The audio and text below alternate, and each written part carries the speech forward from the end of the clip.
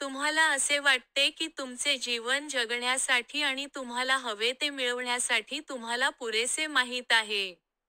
उलथापालथ असूनही तुम्ही विचार केला नाही की तुमच्या जीवनाकडे पाहण्याचा तुमच्यावर विपरीत परिणाम होत आहे.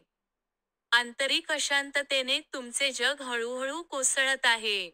जेव्हा भावनिक बिघाड होतो, तेव्हा तो तुमच्या अज्ञानाचा आणि अगदी हट्टीपणाचा परिणाम असतो. तुमच्या एक किंवा अधिक भावना यापुढे बाजूला ठेवल्या जाऊ शकत नाहीत आणि त्या निरोगी, सामान्य किंवा दोन्ही आहेत असे गृहीत धरू शकत नाही. निर्जन बिंदूवर तुम्हाला गोंधळलेले किंवा अन्यायकारक वाटू शकते. बदलायला उशीर झालेला नाही.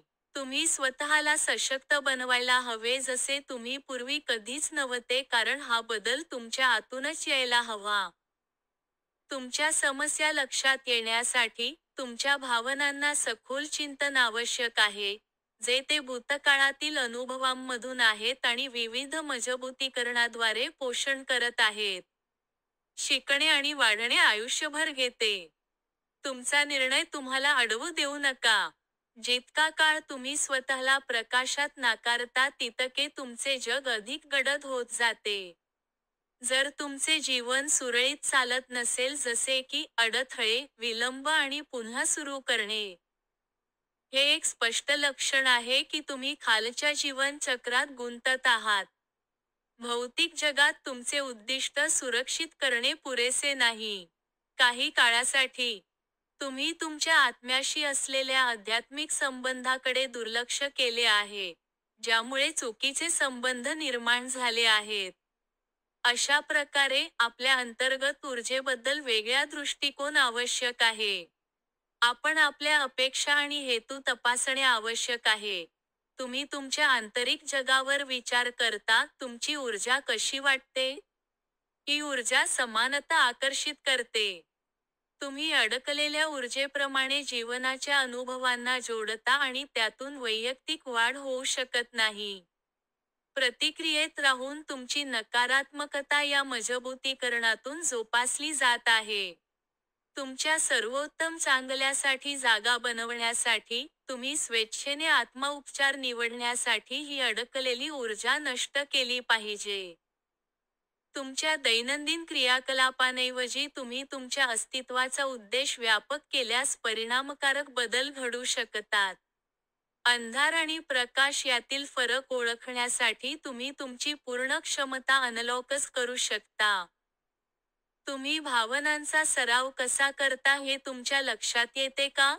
तुमच्या भावना तुमच्या भूतकाळातील अनुभवांची पुनरावृत्ती करण्यासाठी प्रारंभिक बिंदू आहेत. आपण पुढे जाण्यापूर्वी, त्या अपूर्ण जीवन धड्यांमधून शिका आणि वाढवा. तुमचा आत्मा ही तुमची जीवनशक्ती आहे. त्याशिवाय, तुम्ही आज अस्तित्वात असू शकत नाही. त्याचे आरोग्य सुधारण्यासाठी आपण त्याची अनमोल काळजी घेतली पाहिजे. तुमच्या आत्म्याची ऊर्जा जाणवू शकते आणि चढता येते. तुमच्या संलग्नकांना डिकंडिशन करून, तुमची नकारात्मकता सोडवून आणि तुमचे बिनशर्त प्रेम प्रज्वलित करून स्वतःचे बरे करणारे व्हा. दोष कोणाचा आहे याची पर्वा न करता, जेव्हा तुमचे वजन लक्षणीयरित्या कमी होते, तेव्हा काहीही प्रकाशाकडे जाऊ शकत नाही. पुढील विनाश टाळण्यासाठी तुम्ही तुमचा परिस्थितीचा निर्णय जाहीर केला पाहिजे. योग्य बंदिस्त आणि स्वीकृती असणे, योग्य आणि चूक नाही तर फक्त अंधार आणि प्रकाश आहे. दोन्ही बाजूंनी दोष माफ करून सोडण्याची गरज आहे. बिनशर्त प्रेम स्वीकारणे हीच तुम्हा दोघांची गरज आहे. हे प्रेम जीवनात चिरस्थायी सुसंवाद आणि विपुलतेचे पोषण करते. स्वतःशी नम्र वागा. वेळ आल्यावर तुम्ही मृत्यूला हरवू शकत नाही. पश्चात्ताप न करता आयुष्य जगा कारण प्रत्येक क्षण आपल्या जपण्यासाठी योग्य आहे. त्यामुळे पुढच्या कामासाठी गैरहजर राहण्याऐवजी किंवा घाई करण्याऐवजी ते करण्यासाठी वेळ काढा. आपण काळजी करत असल्यास ते देखील सोडण्याची वेळ आली आहे. स्वतःवर बिनशर्त प्रेम करणे आतून सुरू होते. नकारात्मक भावना तुमच्या जीवनातील परिस्थितीशी जोडल्याशिवाय, समाज अपेक्षांनी भरलेला आहे. तुम्ही त्यांच्यापासून मुक्त नाही कारण तुम्हाला लोकांकडून आणि गोष्टींकडूनही अपेक्षा आहेत. लवकरच किंवा नंतर. अनपेक्षित परिणामांमुळे तुमची वास्तविकता तुमच्या अपेक्षांमुळे धोक्यात आली आहे. तुमची असमानता, तुमची प्रबळ वर्तणूक किंवा तुमची जगण्याची भीती ही शारीरिक किंवा भावनिक असली तरीही तुम्ही या प्रतिक्रियेवर चिंतन केले पाहिजे. दुष्परिणाम म्हणजे तुमची इच्छा जी तुमची भ्रामक परिपूर्णता पूर्ण करू शकत नाही.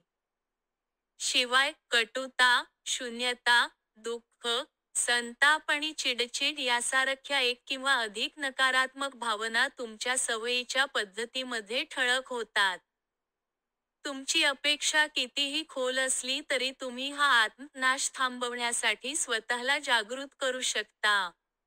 प्रेमावर आधारित जगण्याला प्रोत्साहन देण्यासाठी तुमच्या अपेक्षांना डिकंडिशन करणे हा तुमचा प्रकाशाचा मार्ग आहे.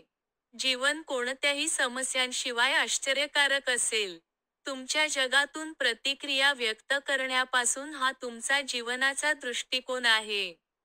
तुम्हाला ही समस्या कधी आली आहे का?